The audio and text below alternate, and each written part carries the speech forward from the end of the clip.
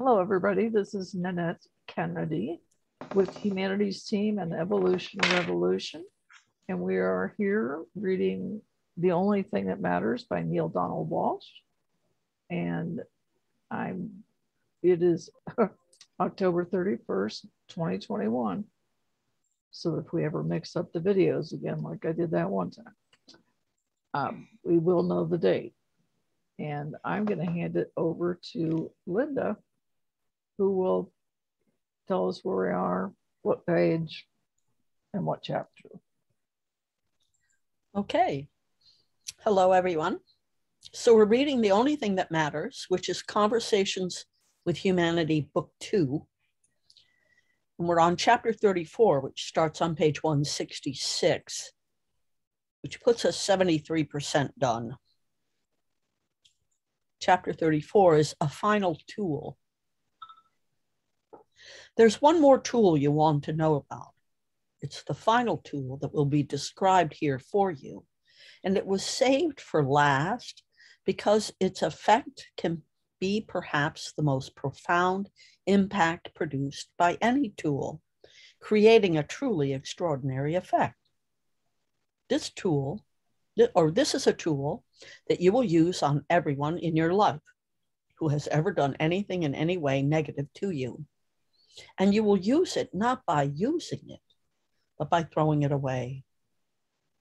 The tool in question is forgiveness. Let's begin our description of this tool by looking at what it has in common with all of the others. Every one of the tools that you have been offered here is designed to produce one basic experience: freedom. That is because freedom is the essence of divinity.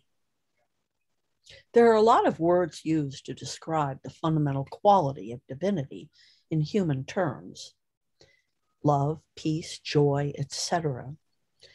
But the word freedom comes closest, perhaps, to capturing the primary quality from which all others flow. A person who is absolutely and totally free, and this does not mean merely being free to do anything he wants, anytime, anywhere he wants, but it also means being free of any sorrow or sadness or struggle or suffering, any wounds or injury, any tragedy or torment, anything whatsoever in the past that could cloud or diminish or impact in any unpleasant way the moment that is present. A person who is this kind of free would love everybody and everything, always be at peace, inevitably experience joy, be forever captivated by life's wonder, and feel from one moment to the next simply divine. So if the experience of divinity is your goal, and it is, whether you have known it or not, then that which produces freedom would be the tools you would find so that you might construct your reality, which is totally an inner creation and experience that essentially determines what outer events and circumstances mean, in such a way that you would never be unhappy for any reason ever again. Such a state of being would then allow you to move forward with the agenda of the soul, advancing rapidly and reaching completion on your sacred journey, thus using virtually every moment of your life to serve the divine purpose. This is the way Lao Tzu lived. This is the way Buddha lived. This is the way Jesus lived. This is the way that all spiritual masters have walked the earth. All of these masters, and many more, have said quite directly, each in their own way, that an achievable goal for all human beings was freedom from suffering, which produced everything else that a holy and good life would allow. The tools you've been given here do just that. Gratitude will give you freedom from struggle and suffering in an instant. Recontextualization will give you freedom from anger and resentment in an instant.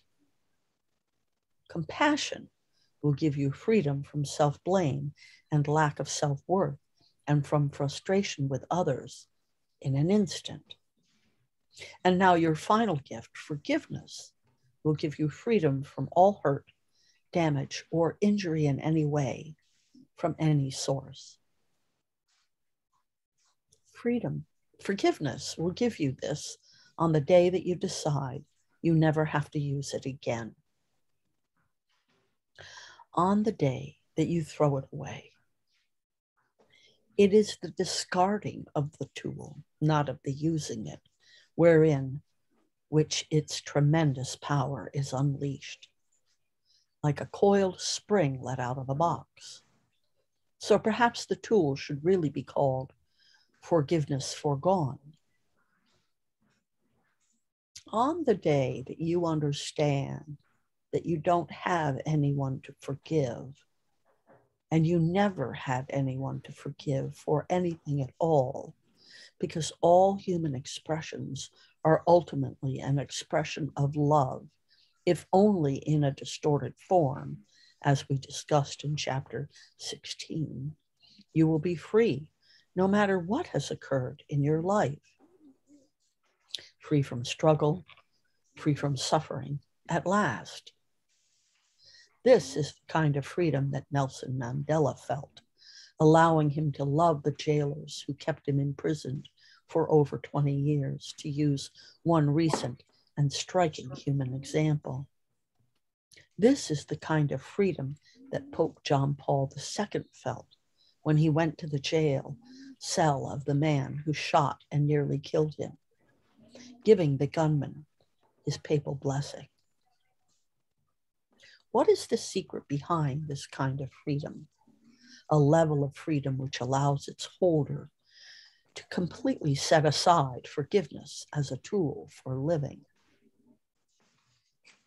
It is the same secret that allows it to be said that God never forgives anyone for anything. God never has, and God never will. Conversations with God makes this bold statement and does it so unequivocally that even those who agree with CWG's other spiritually revolutionary revelations find themselves raising their eyebrows until they look behind the statement to the explanation that is given. A soul knowing forgiveness is not necessary. As we've noted before, God does not and will not offer forgiveness to anyone for anything, because forgiveness is not necessary. It is replaced in the process of divine balance with a more searingly powerful energy, understanding.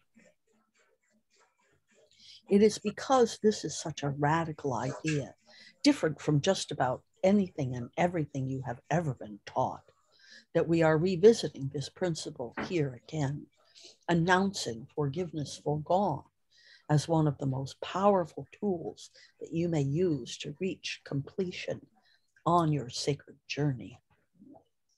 And the reason, once again, first, Divinity understands who and what it is.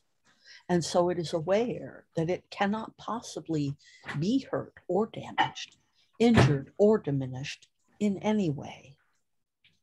This means that Divinity would not be disappointed or frustrated or annoyed or angry or vengeful for any reason. It simply has no reason. Vengeance is mine, saith the Lord, is the biggest spiritual untruth of all time. That needs to be repeated. Vengeance is mine, saith the Lord, is the biggest spiritual untruth of all time. Second, God understands that humans do not understand who and what they are. And so imagine that they can be hurt and damaged, injured and diminished, and that it is from this experience or fear of being hurt that all thoughts, words, and actions seemingly requiring forgiveness flow. Knowing this, God has no need to forgive you, even if God could somehow be hurt, any more than you have need to forgive a 2-year-old for saying or doing something that doesn't make sense. The idea that you need to forgive somebody is clearly based on the fact that you feel offended, damaged, or hurt by another. Such a thought denies the reality of who you really are. Nelson Mandela and Pope Paul II never entered into such denial. Or if they did, they moved out of it permanently. While they did not agree with what another had done, they understood why another had done it. Just as we understand the child whose simple immaturity and confusion lead to its actions, so too do we see when we have come from the place of deep understanding that the exact same thing is true of the adults who act in ways that persons of lesser awareness might call hurtful or damaging. Understanding this replaces forgiveness in the mind of those who have expanded their consciousness to include the awareness of the soul. The soul knows that nobody does anything inappropriate given their model of the world. The soul knows that everyone is doing the best they can at any given moment. A wonderful effort of your mind, then, each time you begin to feel that you are or have been hurt or damaged in any way, would be to open itself to the wisdom of the soul. Stop, breathe, then listen. Listen to the reasoning of the soul, what has been called soul logic. And if you will move closer and closer to completion in that moment of your sacred journey. Publisher's note: if you would like to see a healing process that has been developed around this particular tool, you may wish to watch a video of the soul logic process. It can be found at the following link. And it's www.theonlythingthatmatters.com video. End of chapter.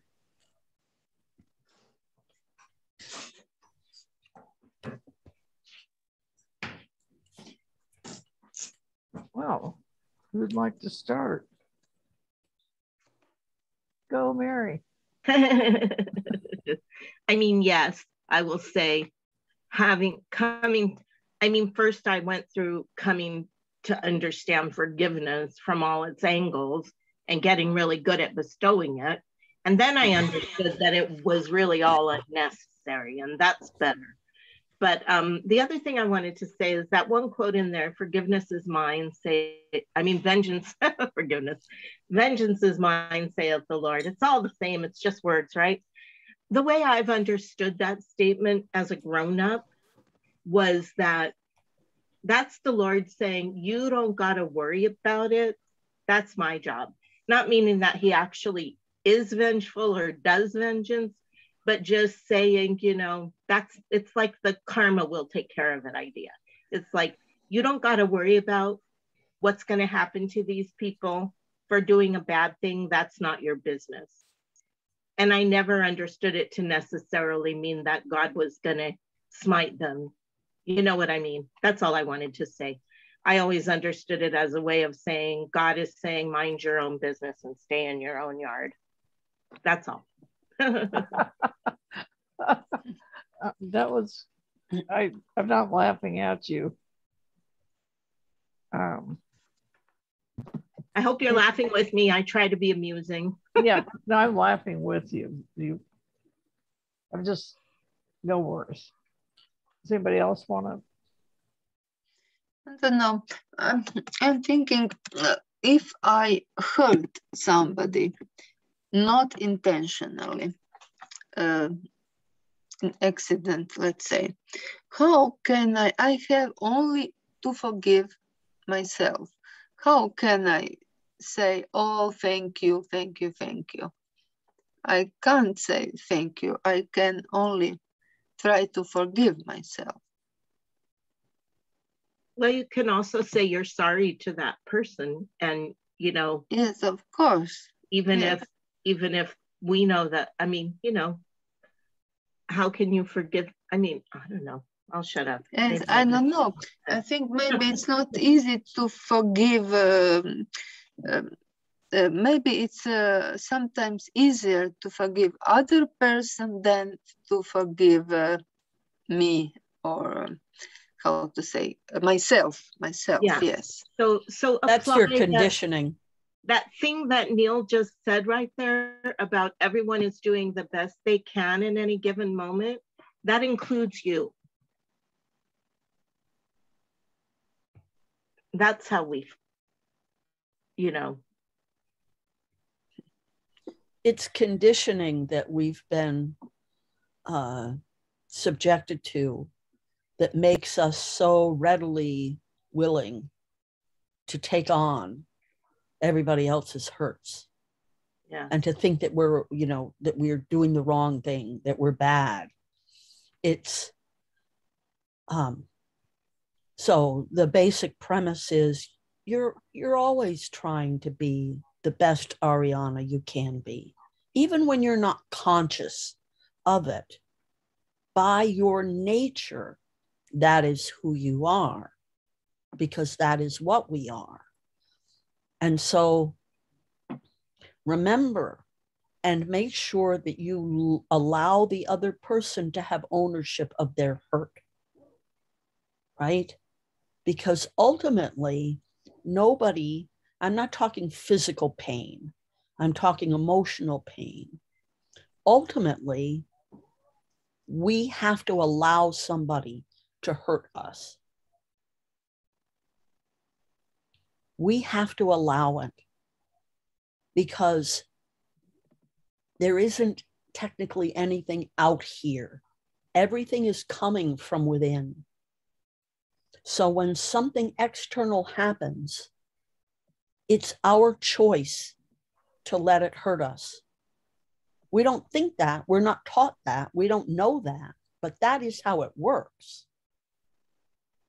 So when somebody else says to you, you hurt me, they are really shifting their responsibility in the event from themselves to you. And so, because I have control, you have control over your reaction. We each, it's the only thing we have control over is ourselves and how we choose to look at something and how we choose to respond to something. Right. And so when somebody says to you, you hurt me, Ariana, you have to first remember that they're choosing that for themselves. So it's not that you need to forgive yourself even as much as you need to forgive them. Forgive them for being in that state of mind where they don't really realize it's their choice to feel hurt. Yes, thank you very much. Very nice. Yes, but I think I said that it's not easy to live the life, not to be hurt and not to hurt another person. This happens, I think, from time to time, sometimes. Yeah, it I definitely agree. does.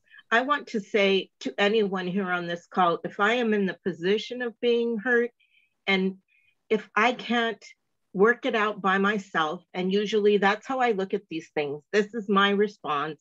My button was pushed. That person did not install the button, so this is my job. But if it's someone really important to me and I can't work it out on my own, like if I think it's going to be an ongoing issue and I would like things to be different, a way to approach it is better to say, I felt hurt, then you hurt me, because then you are taking back at least your, that's all. Right. What did you say? Can you repeat that last? I choose to what? No, I felt hurt. I felt hurt. I felt hurt when you said I felt hurt. Okay, I didn't hear you. That way you're owning what's going on with you and you're not projecting it back out. Right. Because again, when somebody does something, if you feel hurt, that's on you. I'm not talking physical. I'm not talking if somebody physically hurts you. I'm talking emotionally. If you walk in a room and somebody doesn't say hello, that might, depending on who you are, that might hurt your feelings. But then, again, it comes back to the 4 agreements as well, right? Don't make assumptions. Part of what happens when we feel hurt, when we think that we have the right to feel hurt, it's because we've made assumptions about the other person. And when you don't make those assumptions, then you can't make the assumption that you should be hurt. It's where dialogue really comes in. If somebody walks in the room and they don't say hello to you, rather than taking it on and saying, oh, well, they're in a bad mood or they don't like me, and have that hurt your feelings, use your words. I noticed you didn't say hi. Is everything okay? We have to get past these assumptions that we live with, because if we don't, we're continually stuck in this place of suffering. I agree. And I just want to say one real quick thing. Mm-hmm. I have learned over the years, and I'm not perfect by any stretch of the means, but one thing I have learned is that when somebody tells me, for instance, I hurt their feelings, and this just happened to me a couple days ago, and I said, well, that was not my intention. I was just being honest with you about something you asked. And I said, so for me, there's also a way of letting somebody know that was the furthest thing from your intention, is that you did not mean to hurt them. Yeah. So, Mary? The other thing I just need to add to this discussion is, because we are all talking amongst ourselves as like-minded spiritual people who aren't going around trying to hurt people. And the other thing is that the people who are hurting purple people, maybe that's the best they can do. Hurting purple people, that's me. But we need to acknowledge in this discussion that there are people who are deliberately trying to hurt other people with their words, just like physically. There are people who use words in a violent manner towards people, to insult them, to demean them, to control them, to coerce them, and stuff like that. And that's the distinction that needs to be made. People don't need to just go, that's okay, and it's all my fault. I pulled that out of them, and I'm feeling hurt, and I shouldn't be. It's not about that, There's nothing to say that if somebody is actually, manipulative, controlling, and abusive with their words and things, that you need to clear it yourself and stay in that situation. Absolutely.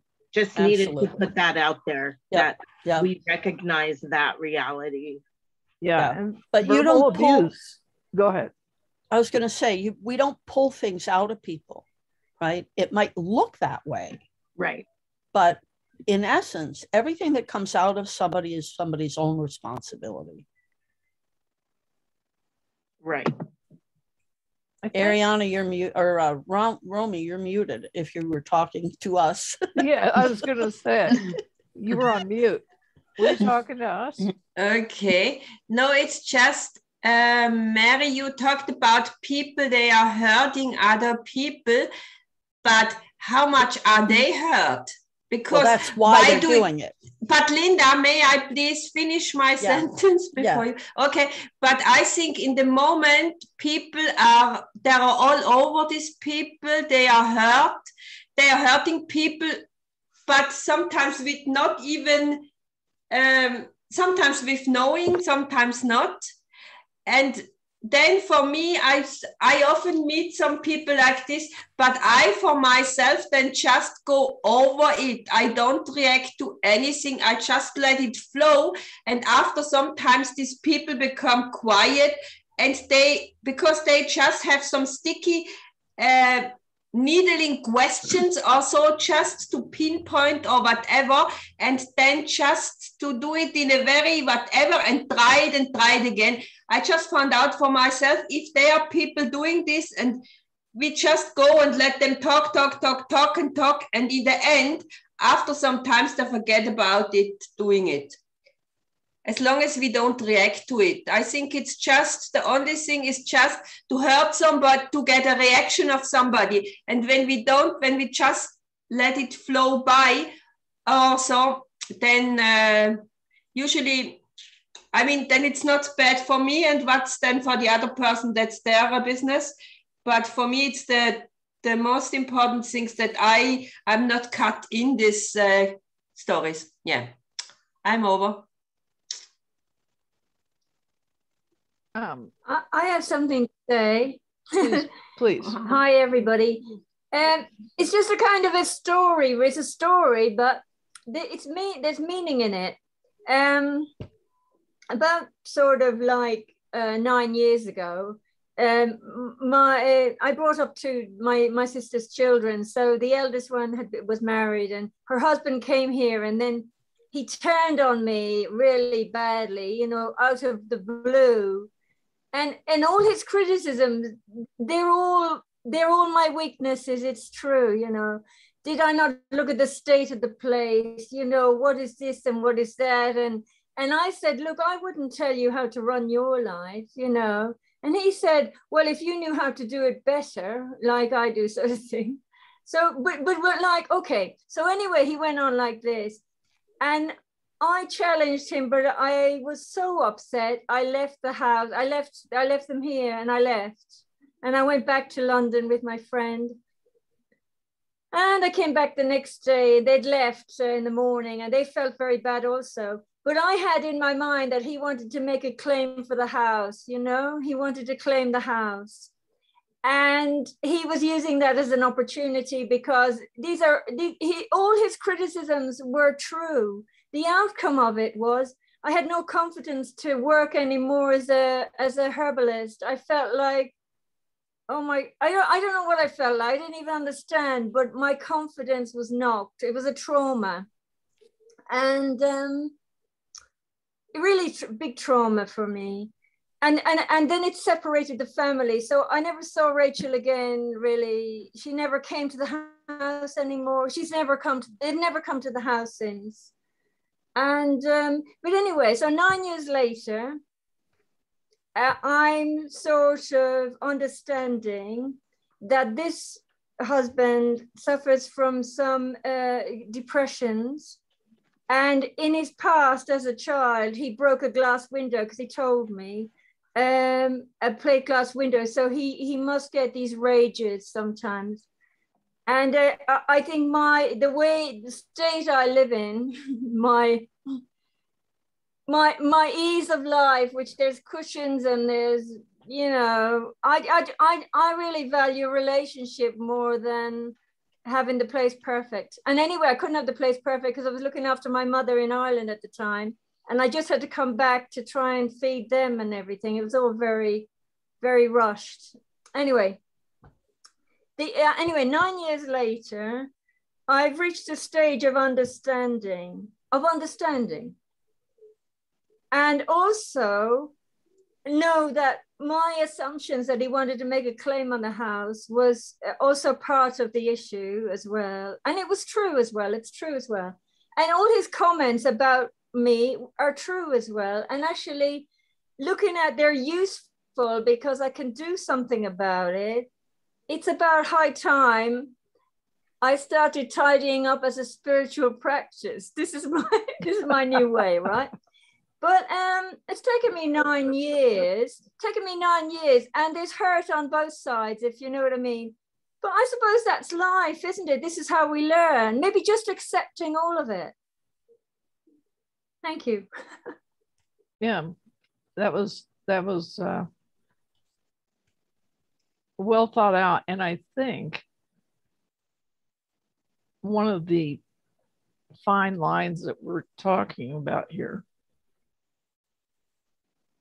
is when somebody's being verbally abusive. It is very powerful. And I can feel it right in my chest when somebody's being verbally abusive. And it makes me almost speechless because I don't ever act that way. I mean, I just can't tell you the last time I said something to someone that could even be considered verbally abusive. So when somebody does that to me, it leaves me a little bit speechless on how to respond. Mm-hmm. And then one day, I said to this person, and right after an episode of the verbal abuse, I said, you know what? It hurts me right here when you talk to me like that. And I was very honest. I was calm, and nothing was said. And so sometimes, and I wasn't looking for an I'm sorry as much as I was hoping that bringing attention to it, the person might have said, I'll work on that, or I'll try not to be that way, or whatever. Over. But they were in so much pain they can't. Yep, I agree with that. Also, I think, Nanette, I think it's pride gets in the way of saying this. Like my niece's husband would never say sorry because it's a pride that gets in his way. He feels too vulnerable saying sorry. He feels vulnerable. I think that's what it is. And the other part of it, this is what I understand now. Whatever we do, don't be attached to the outcome. So if we're coming from our hearts, and I think what you said to that person who is verbally abusive towards you is beautiful. If we're coming from our hearts, it might take them, I understand that it might take years for people to sort of be able to reply to such a thing. If you know what I mean, or even understand what you'd said, because you never say boo to a goose, so they're not expecting you to speak up or anything either. Right. And my other thought, but this is a judgment, but on the other hand, it's kind of a discernment as well. Respect for the presence, respect for the essence of the person, the God that lives within each of us. Honoring that is like something as precious. Yeah. Thank you. That was well thought and kind. I was going to ask if anybody else wants to speak to this, or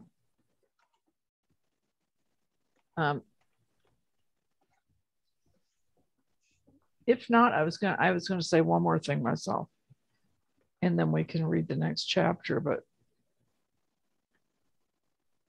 I've had heavy on my heart and heavy on my mind, besides I don't know a place to live in a month.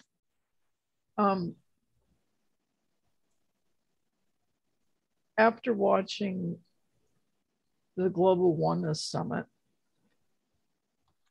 and hearing so many people speak of, and I'm paraphrasing, how we are destroying our precious Mother Earth. And so yesterday I started to write about this. And this whole conversation came up in my writing, the one we're just having, because there were a couple times in this, it's like an essay, I was very tempted to tell the divine how sorry I was. And it pulled me back because of what we've just read. And I hadn't read this recently anyway. But I can't tell you how many times I was tempted to put the words, please forgive me, or I am sorry. And I thought about Neale's work in general, because it's not the first time he's spoken of this over. Nanette, I had an idea about your living accommodation, that you could speak from your heart to the person who rents you the apartment and just say, just from your heart, whatever. I never intended, I understand whatever I said when it comes from another person. It always sounds like, things always sound really shocking when they come from a third party. But that you would never intend any, whatever you have to say from your heart. I thought that as I'm riding my bicycle in London, I was thinking about you and your accommodation. And I was thinking, well, why don't you just talk to the person and honestly, from your heart, say, I like living here, and it's kind of, I'm really sorry, whatever it is, it's true for you. I can't speak it, but there must be a truth there that might even make you cry. But nevertheless, it's and without holding on to the outcome, just in any case, just to heal the path, if you know what I mean. Mm-hmm. That came to me while I was cycling in London. Well, thank you for thinking of me. It's funny that you said it, because I went and looked at a place yesterday, and I had already been speaking from the heart back and forth through email, because this woman answered my query of a condominium that she and her husband owned, and they wanted to rent it ASAP. And I said, well, I've got to be real honest with you. I'm strapped until the end of November. And but if there's any way, that you could hold it until then, so I'd be very, very grateful. And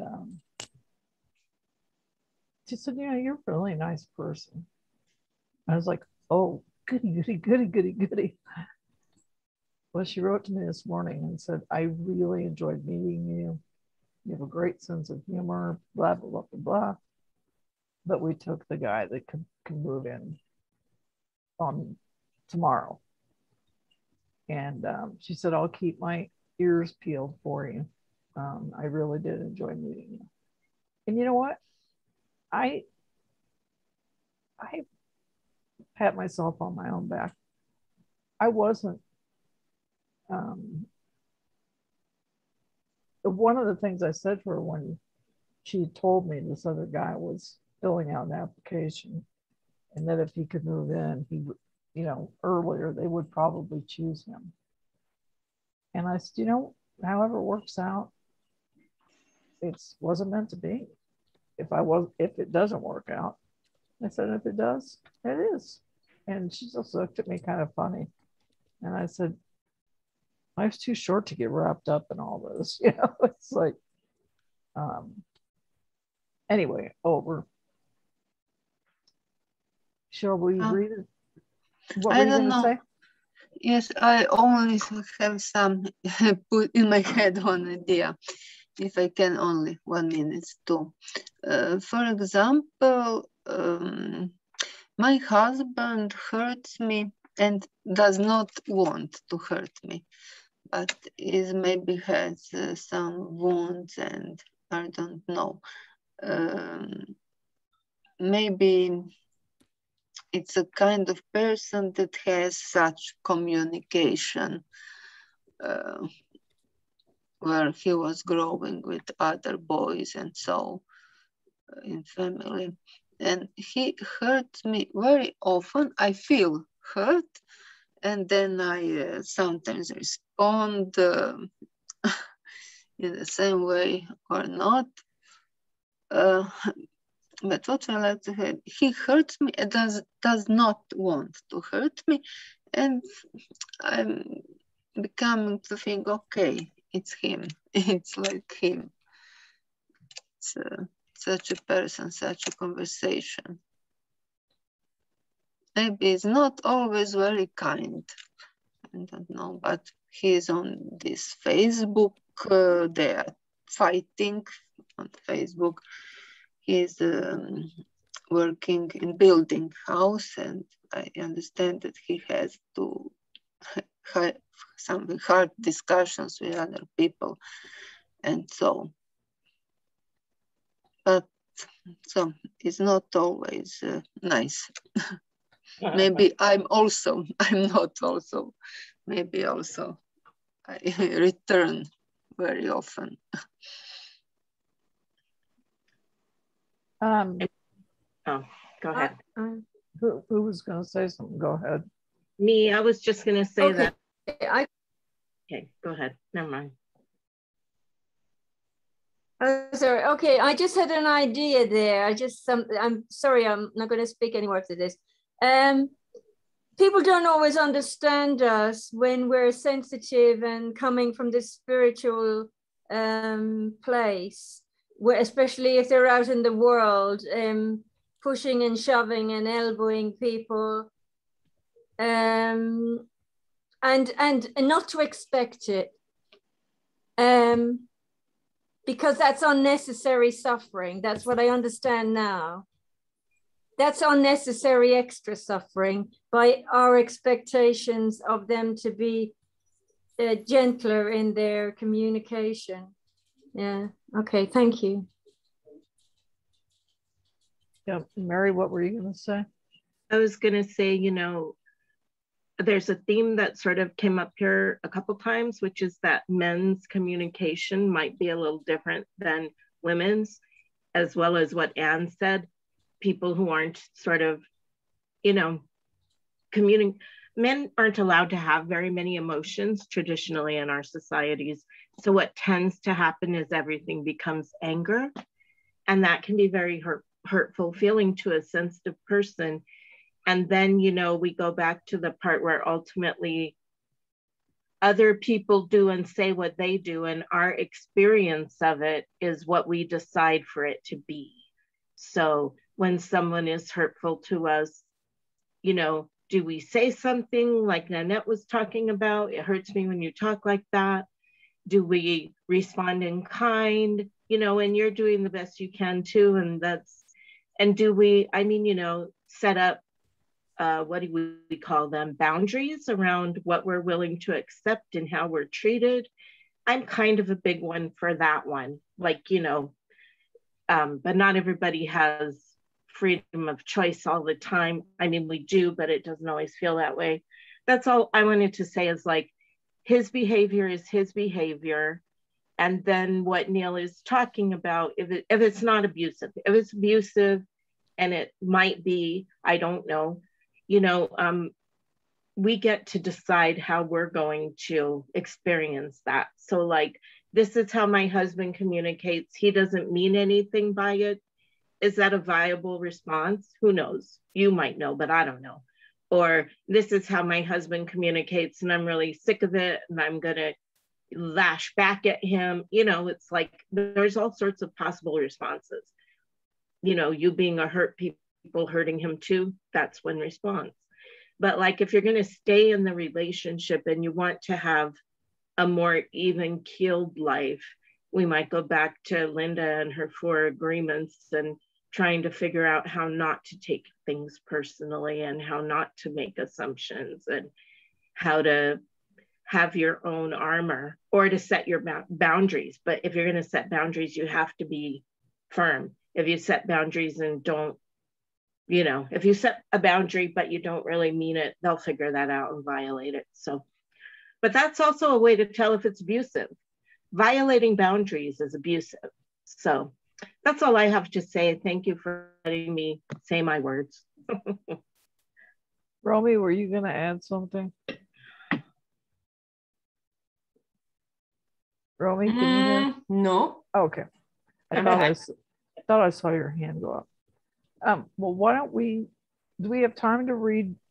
It's a short chapter. Okay, let's go ahead and do that then. Yeah. Chapter 35, Mental Emptiness. You may be wondering, if the mind travels with the soul between lifetimes, why are you now having to remember what you have brought to your own attention here? The mind of all human beings is reset to 0 at the moment of birth. All previous data is deleted. And so, while on your first day of life, your soul held an awareness of all, your mind held nothing at all. This is not by accident. Life is designed to give the totality of you a fresh start with every incarnation. In this way, you can recreate yourself anew in the next grandest version of the greatest vision your soul ever held about who you are. The slate is wiped clean as part of God's biggest gift, freedom. Life wants you to have the freedom to make today's choices as you wish, unburdened by the decisions of your past, unlimited thanks to the promise of your future, unfettered by the conditions of your humanity, and unleashed thanks to the glory of your divinity. Now, you may recall that early in these explorations, we introduced the idea that the body and the mind never die, any more than the soul ever dies, but that they travel with the totality of you from lifetime to lifetime. So right now, you might say, if the mind is reset to 0 at every birth, it might as well die at the end of its previous life, because what good is it in this life if it carries no memories of what it learned? That's a wonderful question that only a person who is deeply pondering these explanations one by one could possibly think to ask. Once again, the part of you that is doing just that has placed this query before you so that you leave no stone unturned. So to restate the question, if the mind is reset to 0 with all its information from previous lives deleted, isn't that the same as one mind dying and us being born with another one? The answer is no. For your mind, as we described in chapter 6, it is indeed like a computer, only much, much better. As you probably know, on a computer, you cannot permanently erase any data. You can send data to trash, that is, you can delete it, but the word delete is really a false promise. You have simply sent your data to a separate location on your hard drive. This is a location that your operating system is programmed not to scan every time you give it a command. So the system runs faster. For this reason, it's a good idea to send unneeded data to the trash bin. But it's also a good idea to know that it resides there forever. Read that, forever. Many a white-collar criminal who thought that he'd trashed certain evidence of his misdeeds has found, to his dismay, when the good guys sweep in, confiscate his laptop and dip into the so-called deleted files, that they found right where everything they needed to send him up the river for a very long vacation. A soul knowing. Life wants you to have the freedom to make today's choices as you wish. Now, these days, you hear more and more about software that shreds data, but this too does not really make anything disappear. It simply overwrites the data, adding new and mishmash data on top of it to make the original data impossible to clearly see. But it's still there. It simply looks like this. And for those of you that don't have a copy in front of you, the words "it simply looks like this" are typed, and then there are 2 double strike lines through it. And actually, much worse, you can't read it at all. But your mind is more efficient than a computer. It can send data to the trash. It does exactly this with each new birth. But it can reach into deleted files and pull out even overwritten data, memories of experience that you've had over and over again from lifetime to lifetime, and decipher it. In short, you cannot permanently shred the data of the mind. What does this mean as a practical matter? It means that while, yes, you can begin each new physical life with a clean slate, giving you the freedom to make here and now choices unencumbered by your choices in the past, your mind can still access prior data from previous lifetimes when the mind determines it is beneficial and not a hindrance to do so. Anything that stops growth is considered a hindrance. Anything that serves the continuance of life is not. Hence, we've all heard stories of the person who suddenly knew how to swim because a child desperately thrashing about in the lake needed saving, or somebody who suddenly understood with zero present life training in advanced psychology the exact right thing to say to talk to a man out of jumping off a bridge. Yet for all ordinary intents and purposes, the mind is free of these trillions of bytes of deleted data, having no need whatsoever to bring forward old ideas or information that will not serve you in the present moment. Rising above any old thought that your mind may have harbored about your inadequacies or failures, your refreshed mind opens at each birth to the awareness that your soul has always held, that you are magnificent.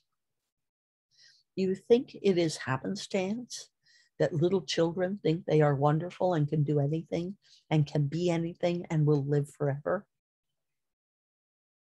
The closer you are to true birth, the closer you are to the truth of your being. With your memory cleared of all your previous life experiences in the body, you can be of a new mind about things. And so it is that you have been wisely advised, be ye as little children.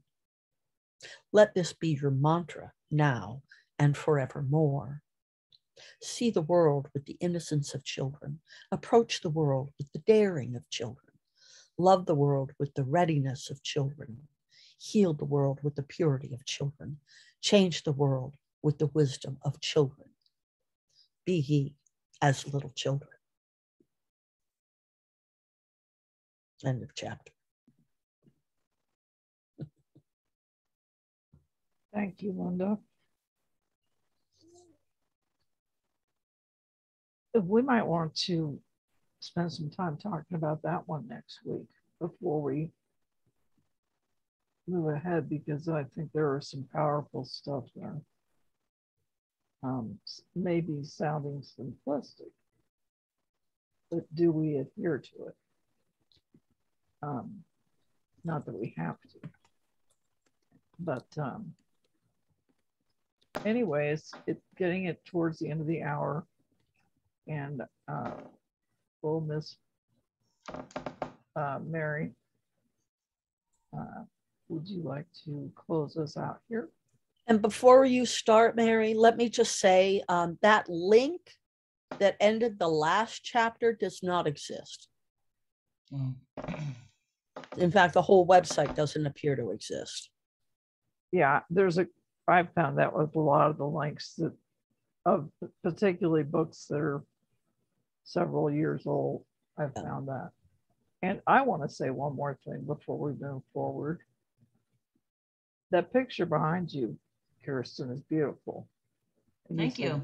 You took the photograph Yeah, it was in the cemetery. I was on a photo shoot years ago, and it had just rained, and I was going to go back. I was hiking up in the, in the, not the trails, but the roads and stuff. I used to do that a lot. Now I don't do it as much, but you just take your camera, and thank God it was on Facebook because I copied it from Facebook before I deleted it because it's an old camera I don't have anymore.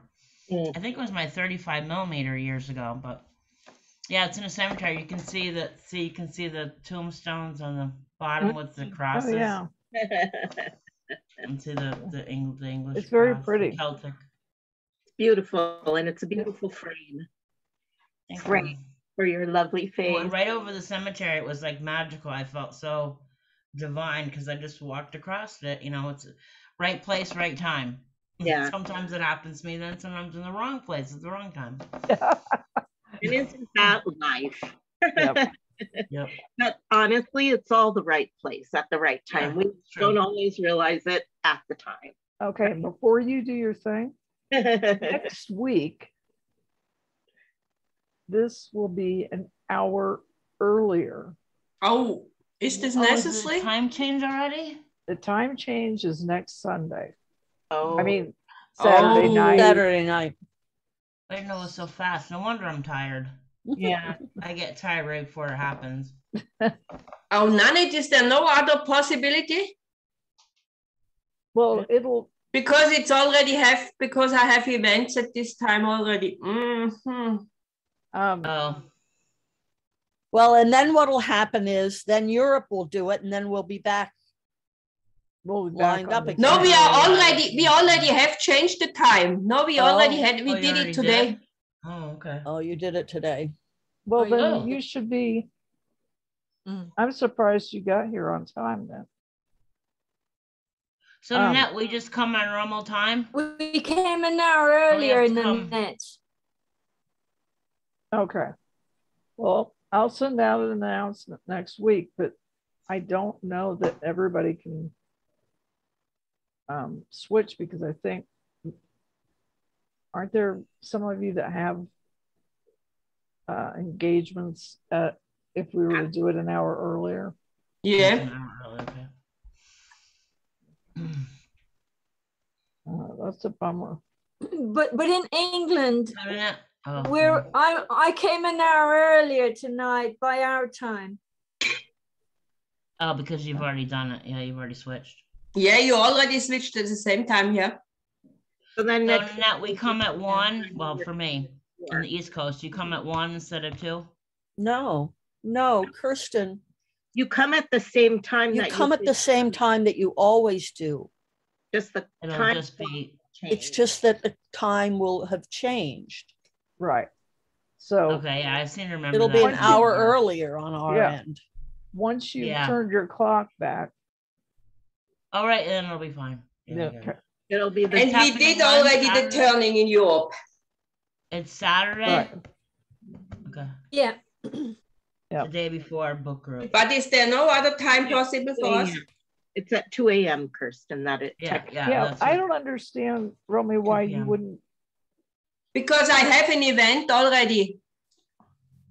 And I don't want to say, I like this event also. I like to take part on 2 places. But Romy, once Yeah. we get through next weekend, we'll be back at the same time. It's the same time. Yeah, it'll be the same. It's only this week that it was screwed up. Right, next week you'll Yeah, have but to when do you, it. because Nanette told me, but Nanette told me it's 1 hour earlier next week.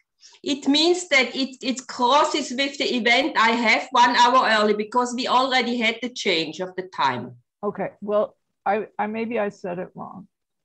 I don't know. We're Just setting let it- Right. setting our clocks back an hour on Right. Saturday. So it will still be the At the same time. next week. Yeah, Next but week. it will mean that it's for me, it's 1 hour, it's 1 hour earlier. No, because Was this week 1 hour earlier than the time you usually do? Then it should be Yes. the same. It's the same. yeah, it'll Today already we done had your Okay, this yeah, at okay. 19. It'll be Okay. the same. okay. Same as time as always. It's always the same time. It's always the same time, but it, 19. yeah. Okay. It's same time. So At we almost- 19. They should quit doing the time change and then we'd never have these conversations. Yeah. I'd That's vote my- for that. Anyway, oh, bye, Linda. Okay, go, Mary. Linda's gone. Okay. Be as little children. Be ye as little children. That's what I think I have for this week, right? Little children who don't have all these preconceived notions of what's right and wrong and what's possible and what's possible. I remember being little and thinking that we really could dig to China, or maybe if we jumped off the playhouse, we really could fly. And you know, maybe we really could do that stuff if we believed it. Linda would say so. We're all like Jesus walking on the water, except we don't believe we can walk on the water. So how's that for a game to play this week? We can try to be like empty as we were when we came into this life and become filled up with the possibilities that we've forgotten we ever imagined. How's that sound? I like it. Thank you all. Thank you. That sounds really good to me. And Romy, I will send out an announcement next week just so everybody is on the same page. Okay. Because I really would be sad if you weren't here. Yeah, hopefully it will all work out in a way that our minds get confused on when we think about it. Yeah, so let's not think. All right, be like little children. I love you all. I love Okay, you. bye then. Love you. Bye. Have a good week. Next Bye. week. Thank you. Bye. Next week, Bye. same time, All right. same station. That's right. Bye. Bye, everybody. Bye. Bye. Bye. Bye.